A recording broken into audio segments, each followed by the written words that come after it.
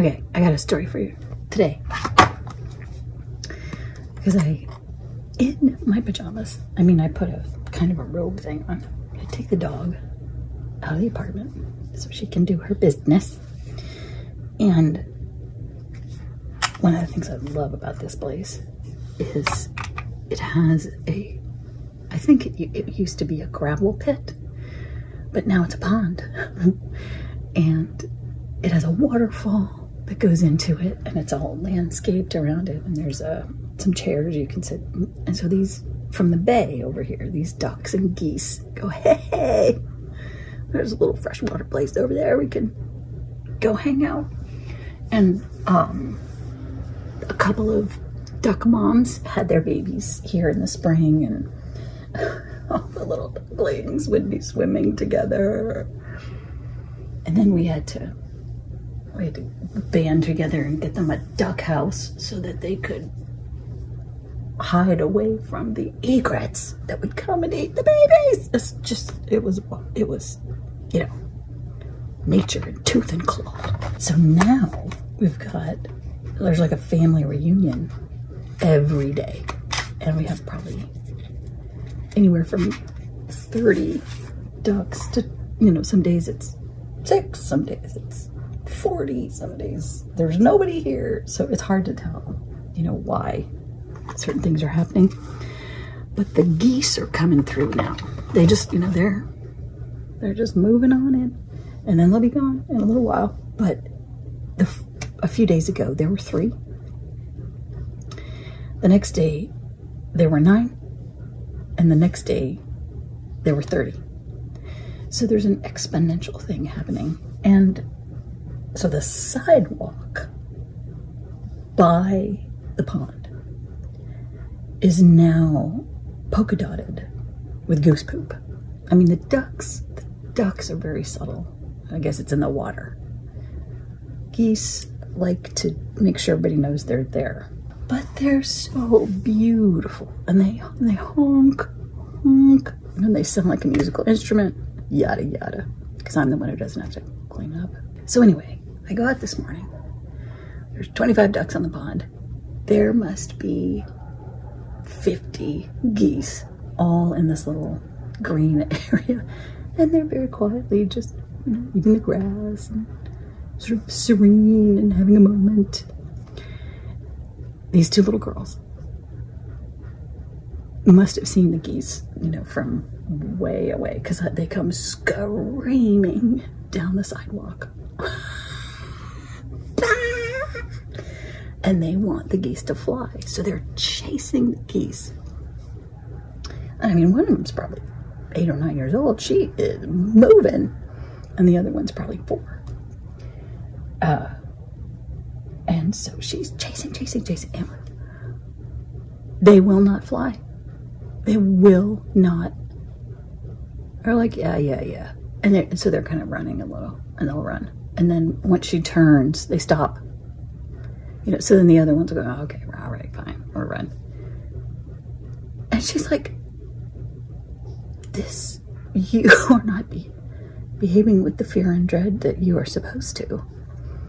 And the little girl, she had chased some, and they flew and landed in the pond.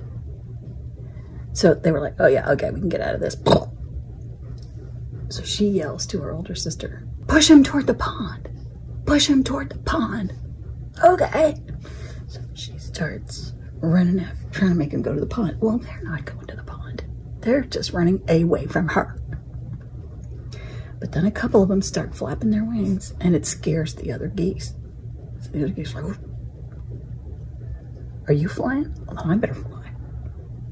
Okay, all right, let's go. And so little chunks of them would fly and land. And then they all ended up on the pond. And the little girls were like, ha ha, we got them. To land on the pond. I can tell I'm excited to tell you this because I'm not doing any makeup, which I actually need to do.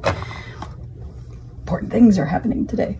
If I were their age, I'd be doing the exact same thing. Here, bolster down. I'm like, oh, leave them alone. They're not hurting you, you know. So it made me think about, isn't there a level of development where we want to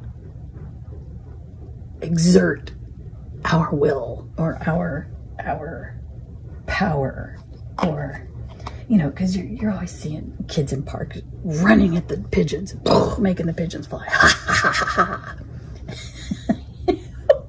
So I think there's something in childhood, well, it's a developmental phase of, can you be the aggressor? What can you win against, quote unquote?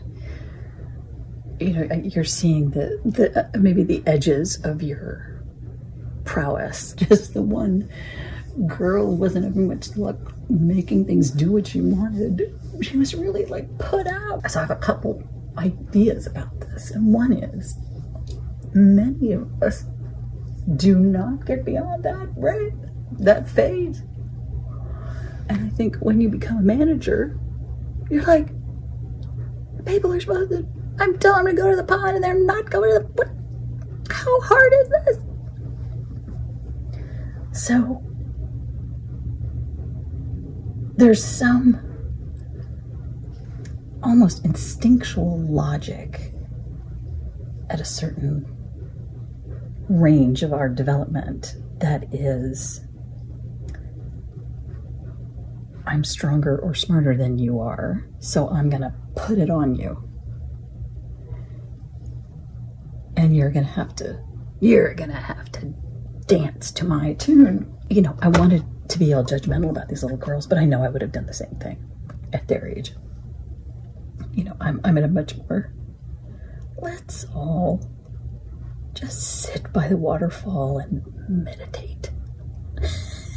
And let everything do its thing. What I'm imagining is that many of us, at certain places in our lives, get stuck in different levels of development. And so this is colonialism. I can take it. It's mine now. You do what I say. You get in the pond. Oh, okay. And then there's the, why aren't they doing what I say? I'm right. I'm going to have to fight them on this. You know, instead of, well, maybe the geese have a perspective. Maybe the geese would like to coexist. Maybe we could give them that part and we could have this part and we could live happily ever after. Nope. Sorry. Mine.